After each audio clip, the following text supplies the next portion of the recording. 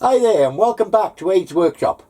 Apologies to all, I've been away for about a month. I was actually away from the house and the workshop for three and a half weeks, house sitting for family and dog sitting. But I'm back now and hopefully we're going to get on with it with a vengeance.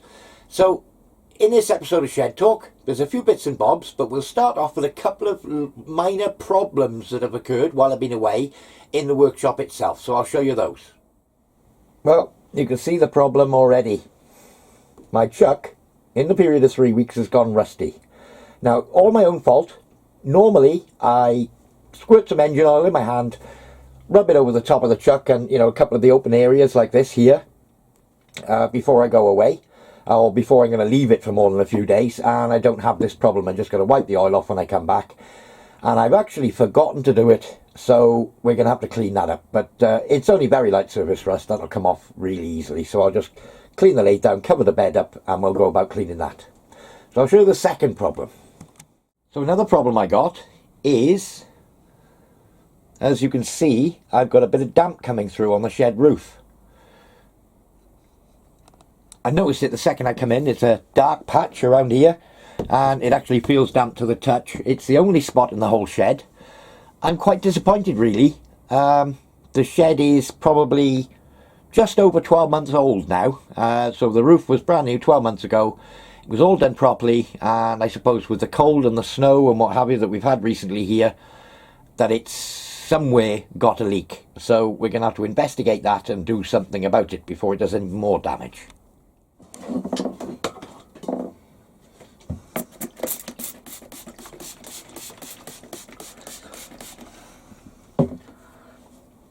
We've got a bit of this brown Scotch-Brite, which is quite coarse stuff. Sprayed it with a bit of WD-40.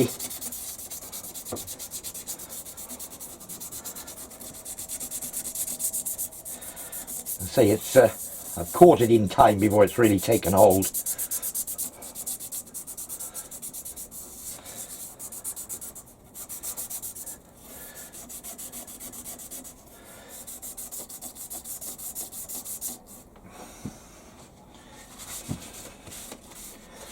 As you can see,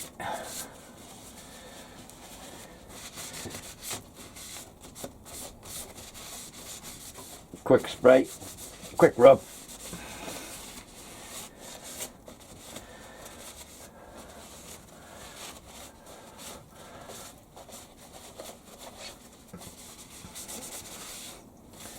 And happy days. Seems to have got away with it with my bed waste. I think there must have been enough residual oil on them from lubricating them to take care of that.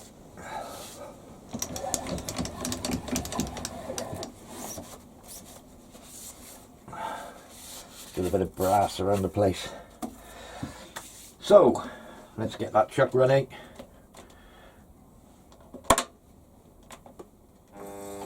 Oh, we don't want to go backwards. So again, it's quite worn out, but a bit of Scotch-Brite. I've taken the jaws out. Doesn't seem to have affected the back plate.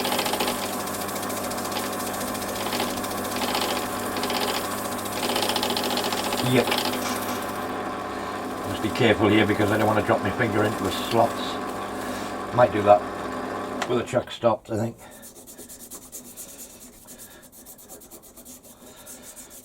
And as I say, serves me right. I'm normally pretty good. I know about the problem. And I normally rub a bit of engine oil on it if I'm going to leave it for a few days. But one thing led to another. We're preparing to go away and I forgot all about it. And this is what I've come back to a month later.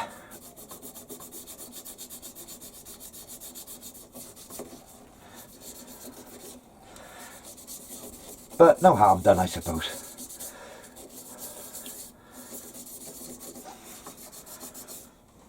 Right. Bit more paper towel. Where are you? I got this sort of heavy duty paper towel stuff which I use quite a bit. Blitz. It's really quite, heavy duty. And it's quite good around the workshop. It's not like your normal sort of kitchen towel, it's a bit more sturdy, seems to do the job.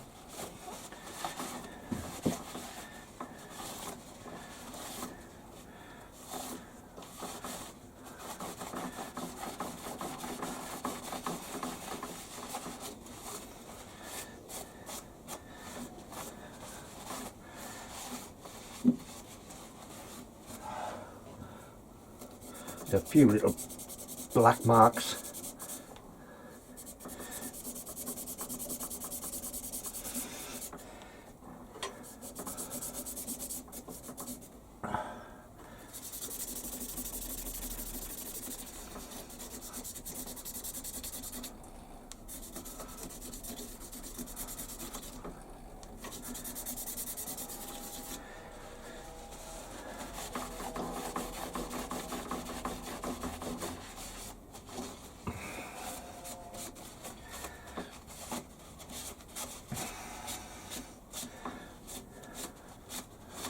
We'll give the chuck a blowout while we're at it.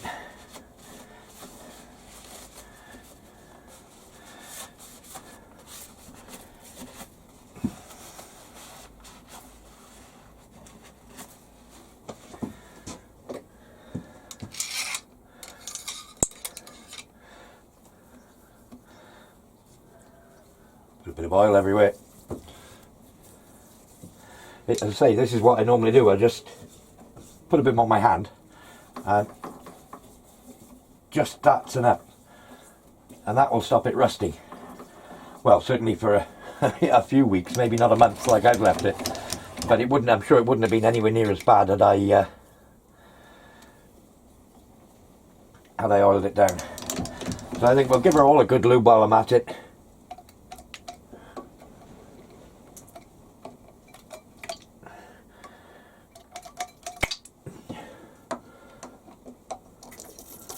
I'll go around all the lubrication points. So let's talk about needle files. I've got several sets. This is just, you know, first couple of packets I've come across. Needle files, what are needle files? Some people call them Swiss files, you know, that sort of thing. But needle files I call them generally. And they're a normal file, but smaller. And I'm guilty of using them all the time. Just, you know, hold them in your hand, do whatever you want to do, have a fettle. And they've got just a plain sort of knurled handle on the end of them. Now you can buy this sort of thing. This is quite a worn out diamond needle file, but it's got the little plastic nylon-y type handle pushed onto the end of it, and it lives on there permanently.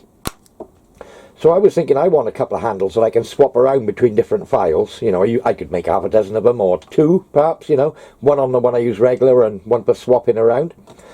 So I started thinking about this sort of idea. I got a screwdriver here, little jeweler screwdriver set I've got with really small parts.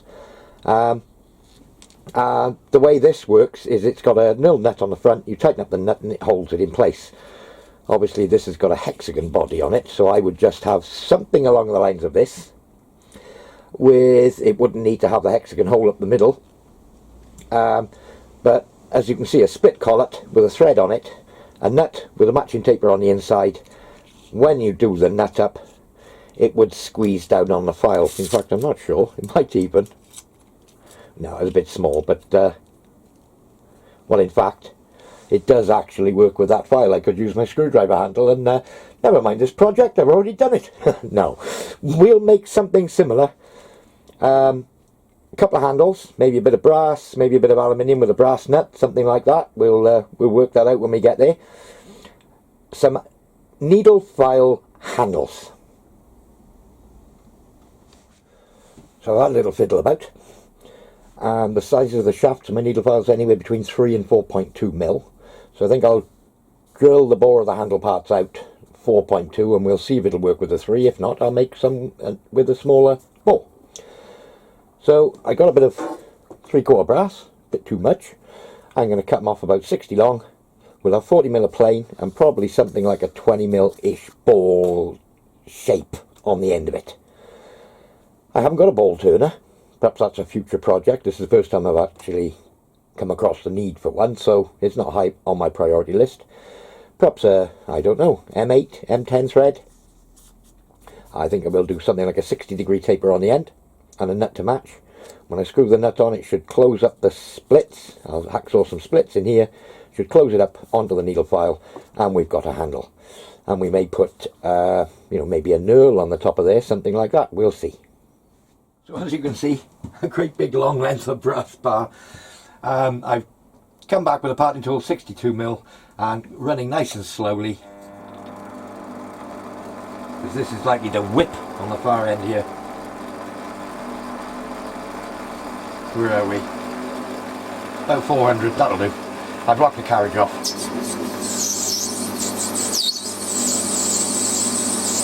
And I'll just tart a couple of these off.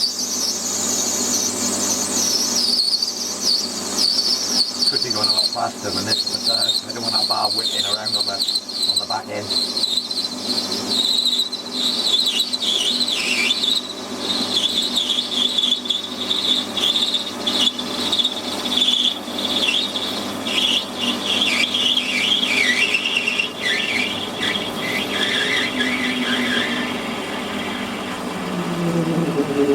Somewhere around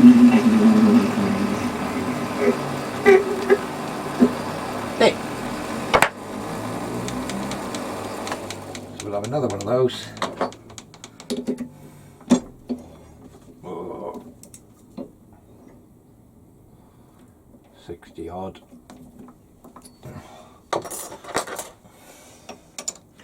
Set it up in the same way.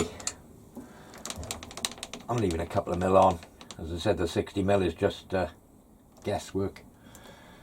There's a 0. Come forward 62. That'll do, 62.5. Happy with that. Lock the carriage. Cut another one off.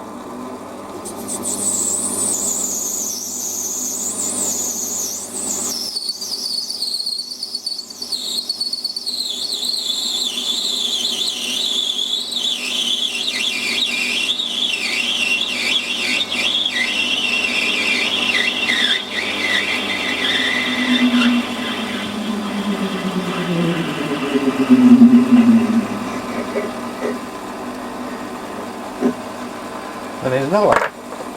So that's it. 2 slugs, 62mm, parted off. Right, unlock the carriage and we'll get rid of that bit of brass bar.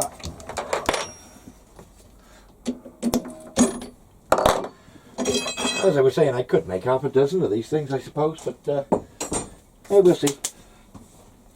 So the next step, mount these up.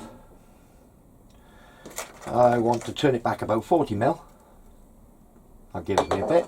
So yeah, if I set them just about flush with the chuck. There we go. And I'm going to machine all the end part, all in one operation, then hold it on that shank afterwards to turn the bolt. So, first job.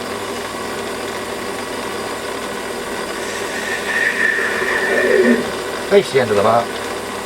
Give myself 0. Oh, I lock the carriage. I'll just touch on there. And I think we'll go for a diameter of 10mm, 40mm back. That'll be my starter. So, where are we?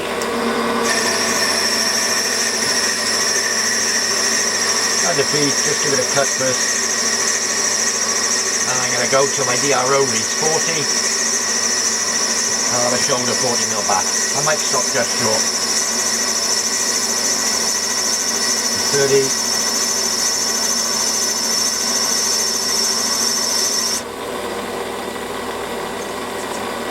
39 hours, that'll do. I'm going to have a nice big cut on here.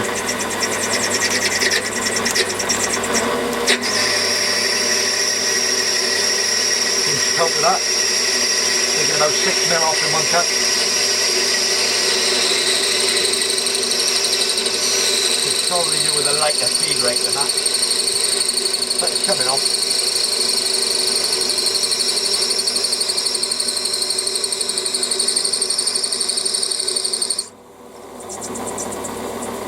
Nine up. We'll just take a light cut off that and we'll have a measure. That's getting a bit close. Let's see where I am. 10.08. We'll leave a little bit on there. I thought it looked a bit close to 10 mil. Alright, just taking a couple of power off to get to that cut. Put a 0 on the hour in there. And then we'll have a measure of it.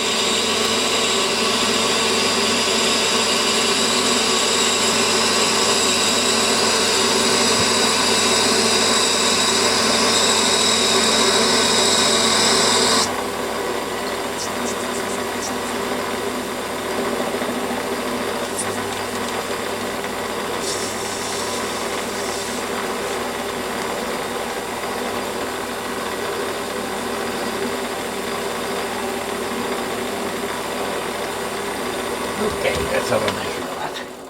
So not critical, this diameter. 10.35 nearest damn it. So take 0.15 aside.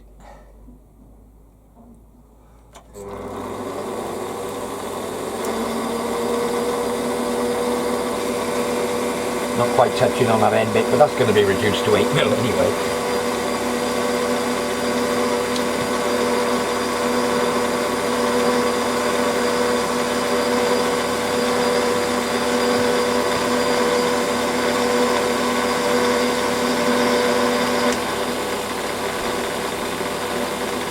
And 40 mil back. One more measure. 10.15. I take 0.07 aside. That should hit our 10 mil. Here, just scratched on the end where I took that cut.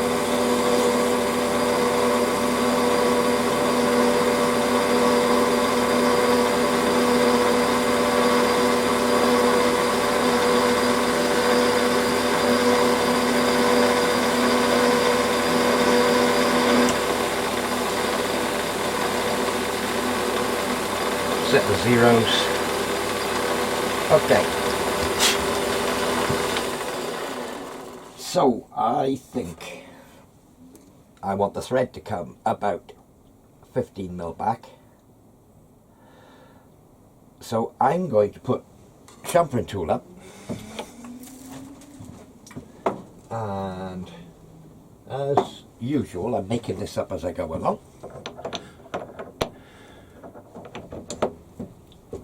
We'll have a bit of a angle on there because we want to step from one diameter into the other. I'm going to put the tool right on the end there, call that 0, and I want to take 2 mil off this diameter down to 8 for a thread, and I want to come back 20 mil. So if I just touch, set the 0, maybe take 0.7 off the side to start with.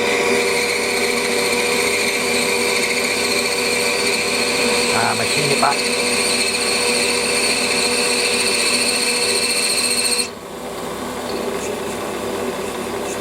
It's 19.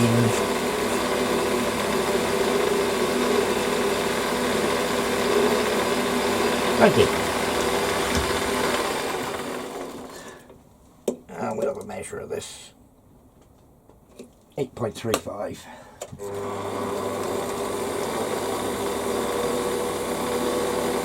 So I'll take, let's take 0.15 aside. We'll have another measure.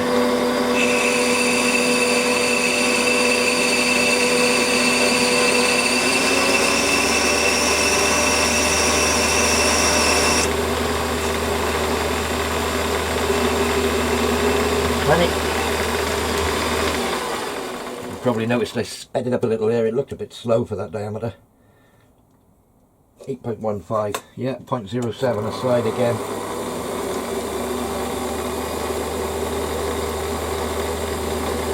Yep, and a finishing cut.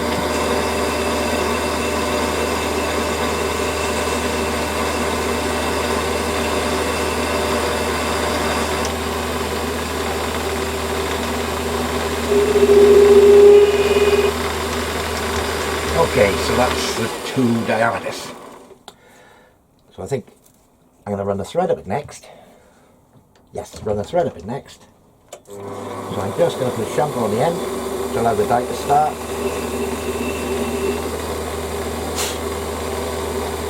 And I'm just going to line up the tool on the end. There's the 0 still there. Come back 15 mils, say. Floppy enough, that looks way too much to me. Nope, we're going to come back 15.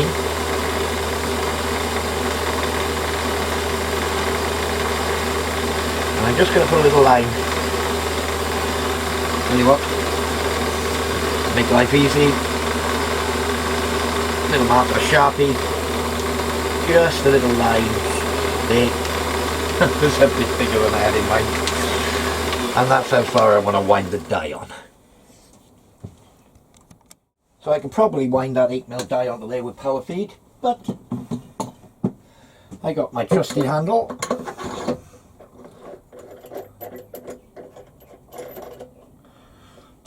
Push the E-stop because I don't want to go starting the lathe up with a winding handle in the back.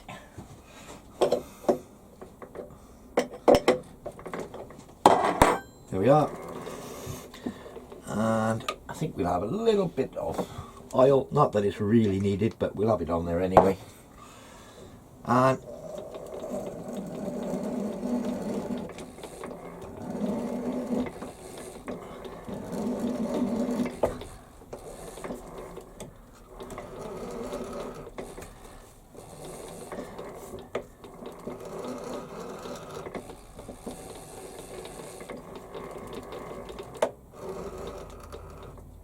that should do me. Let's have a look. I think maybe another half turn.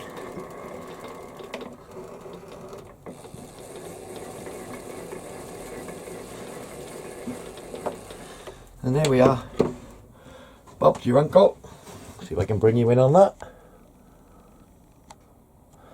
We have our M8 thread. So our next procedure, I think what we'll do is to center drill and drill it out 40mm deep. What was my reading? 4.2 to take a needle file. So I got a center drill up now, 3.2 diameter. You see, that's why I pushed the E-stop. I went to turn it on, my winding handle's still in. Why doesn't it start? Oh yeah, because I haven't removed the winding handle. I didn't really forget, I just thought I'd make a point. Anyway, no winding handle, E-stop's undone. Center drill the end.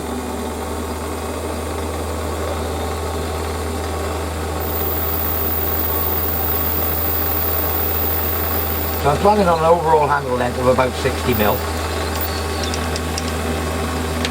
So I'm thinking, I know I shouldn't be thinking because it's dangerous, but I'm thinking I'm going to drill 40mm deep, maybe 45mm deep for the needle file to drop back inside the handle.